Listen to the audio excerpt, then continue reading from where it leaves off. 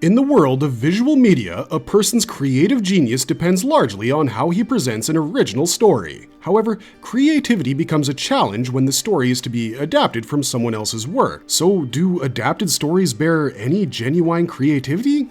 Well, they do. To an extent. After all, the prestigious awards like the Oscars do recognize stories that have been adapted from another source. There, the originality relies on the director's ability to visualize the story from a different angle. It could be from a different character's perspective, or it may just be a reimagining of sorts. And the Dragon Ball GT anime series belongs to the latter category. Although it wasn't adapted from the original Dragon Ball manga by Akira Toriyama, Dragon Ball GT is a splendid story that follows the adventures of Goku, his granddaughter Pan, and Trunks as they travel across the galaxies to retrieve the Black Star Dragon Balls for the sake of humanity on Earth. While some fans tend to mock the series, Dragon Ball GT's biggest contribution to the fandom has been the Super Saiyan 4 transformation. So, what exactly is the Super Saiyan 4 transformation? And how is this anime-only development any different from the other Super Saiyan forms that we've seen in the preceding shows?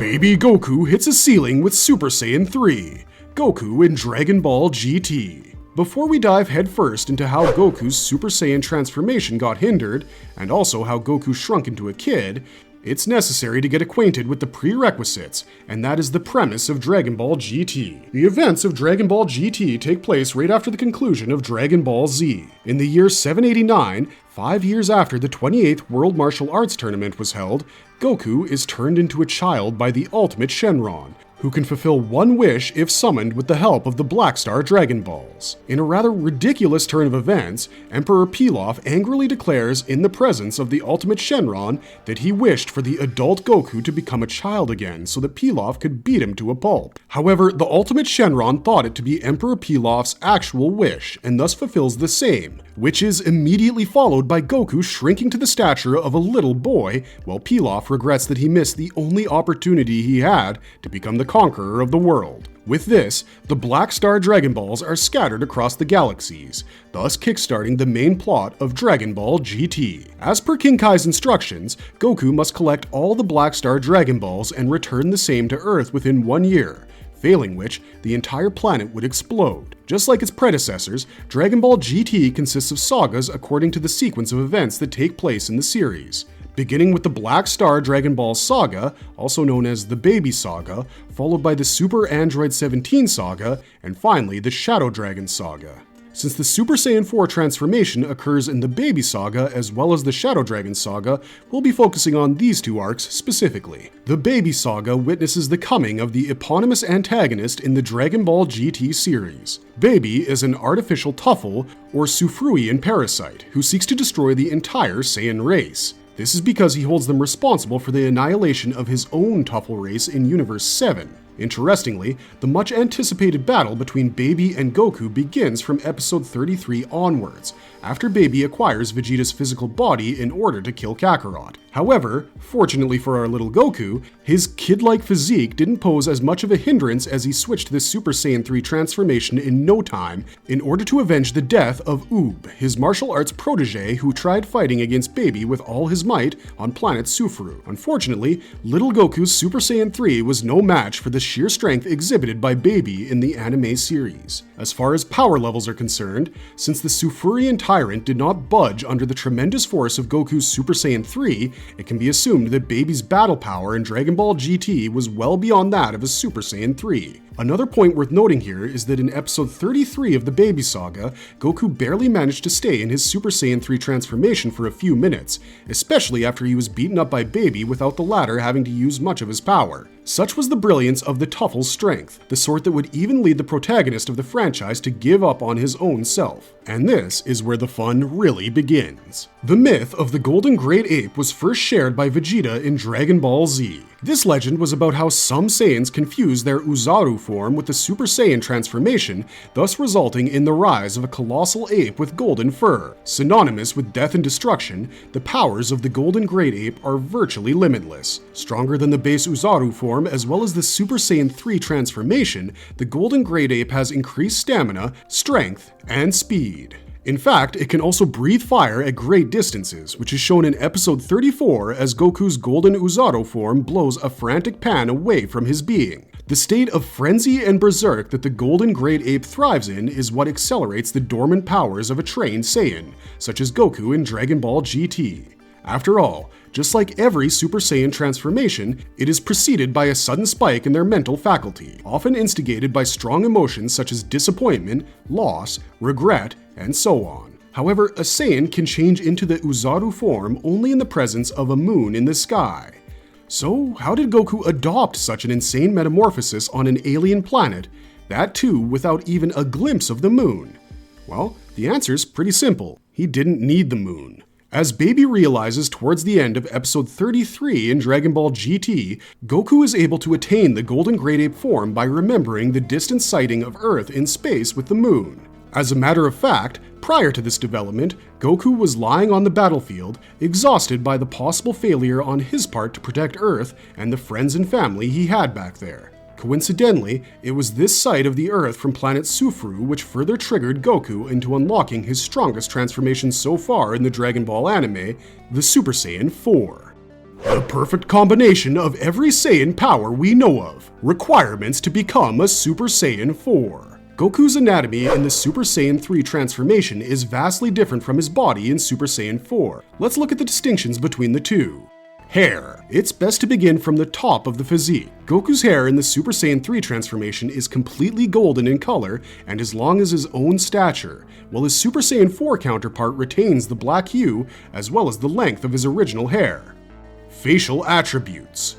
The Super Saiyan 3 transformation features a more serious, wrathful expression from the user, but Goku in Super Saiyan 4 does smirk quite often to imply the sheer supremacy of his powers over that of his adversaries. Also, Goku has sort of a red eye makeup in his SSJ4 transformation, which is a unique addition to his ensemble. Physique. While the vascular, bulky muscles are common for both of the transformations, there are some mild yet glaring differences between the two. The SSJ3 transformation features a golden aura all around Goku, followed by occasional bursts of lightning that seem to emit from his own ki. Also, Goku gets to keep his clothes on as he transforms into the Super Saiyan 3 mode. On the other hand, Super Saiyan 4 requires the user to be in the Golden Oozaru state and to be further subjected to agony in order to unlock the next level of his dormant powers. And in this state, Goku appears in his red shirt and yellow pants, with the shirt ripped off from the top, along with a huge elongated red tail from his body. Thus, the Super Saiyan 4 transformation is a combination of the Golden Oozaru's strength with the Super Saiyan 3's base powers. A rather condensed version of the Great Ape, the Super Saiyan 4 makes use of the former's dormant powers via the tail. As Old Kai says in the Baby Saga, the dormant powers of a Saiyan can be awakened once the tail grows to its optimal length. Well, in Goku's case,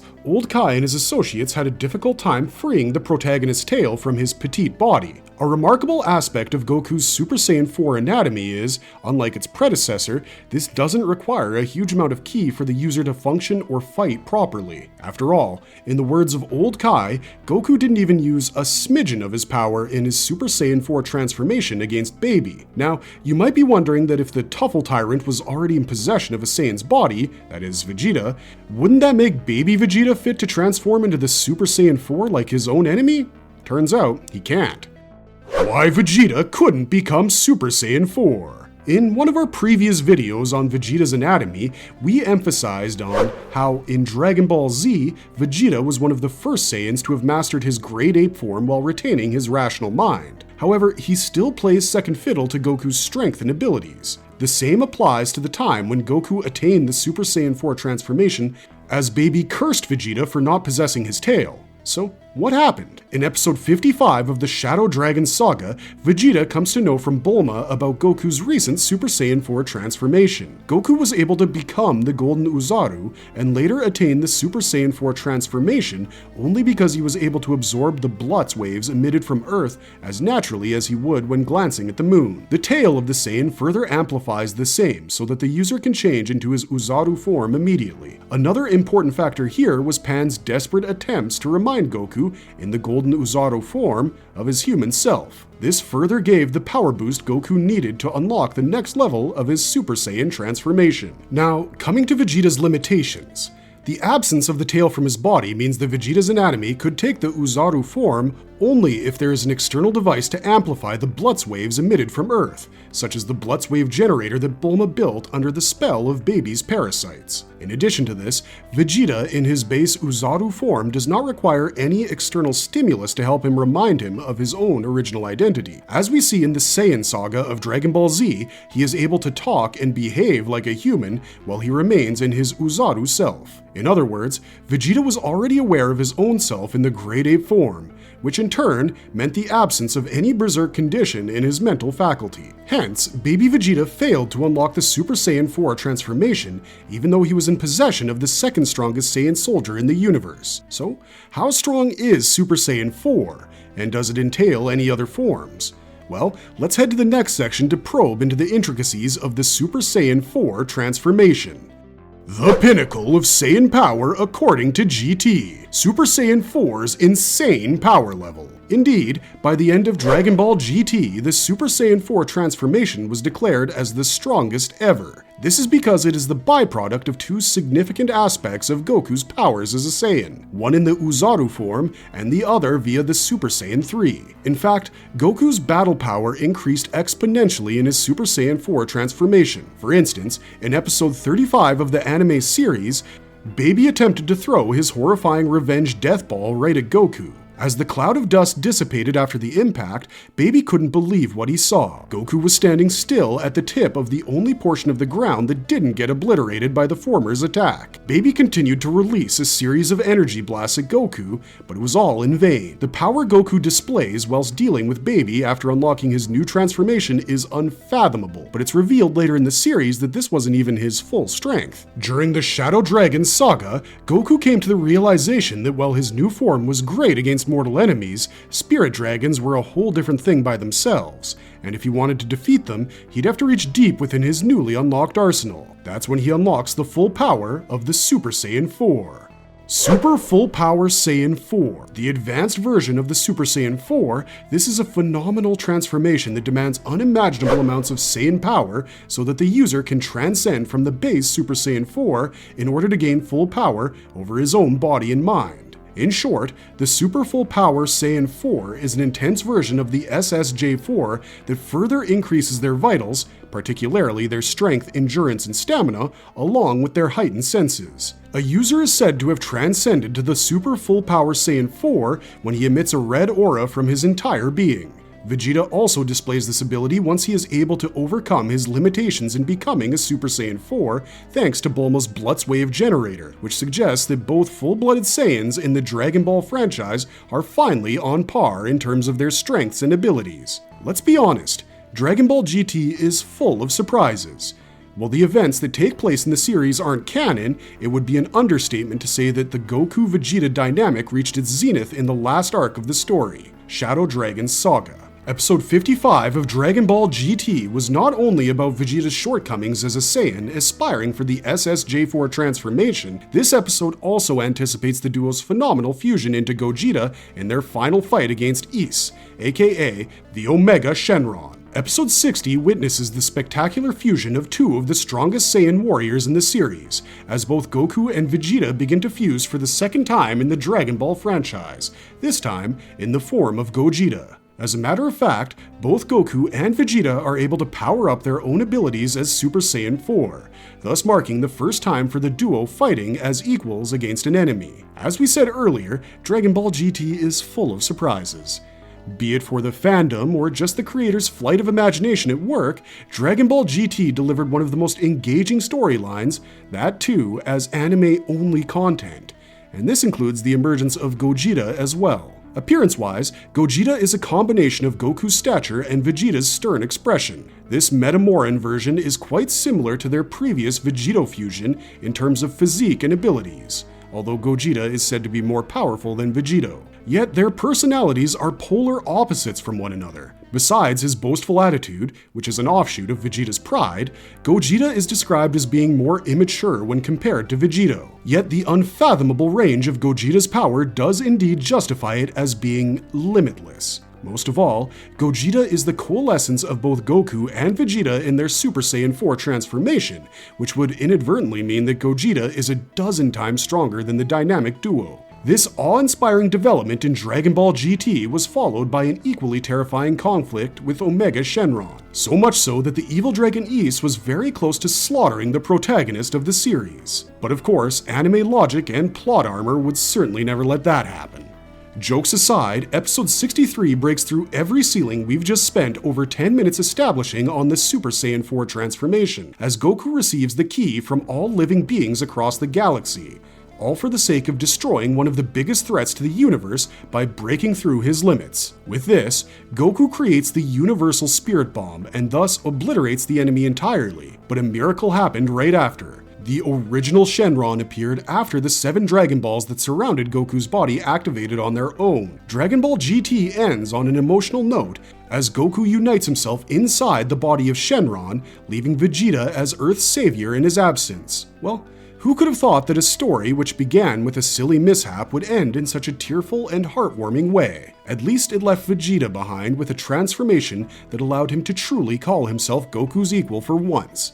And it gives us a glimpse at one of the juiciest what-if transformations from the entire franchise.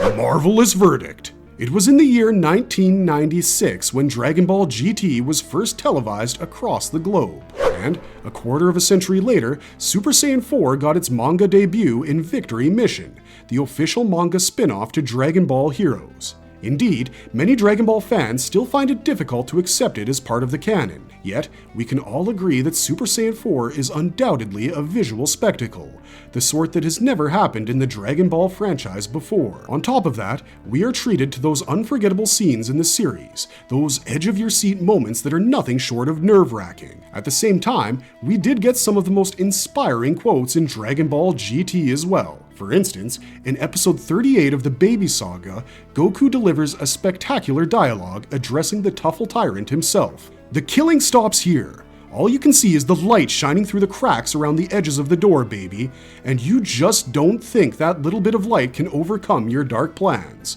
But what you can't see is what's behind the door. That's what I am." Identifying himself as the harbinger of goodness over evil, Goku is truly a beacon of hope that strives to protect the innocent, whatever that may take. Perhaps it's his way of looking at the brighter side of things that makes Goku one of the most celebrated anime characters of all time. That's it for this video, but thanks for watching, stay safe out there, and have a marvelous day.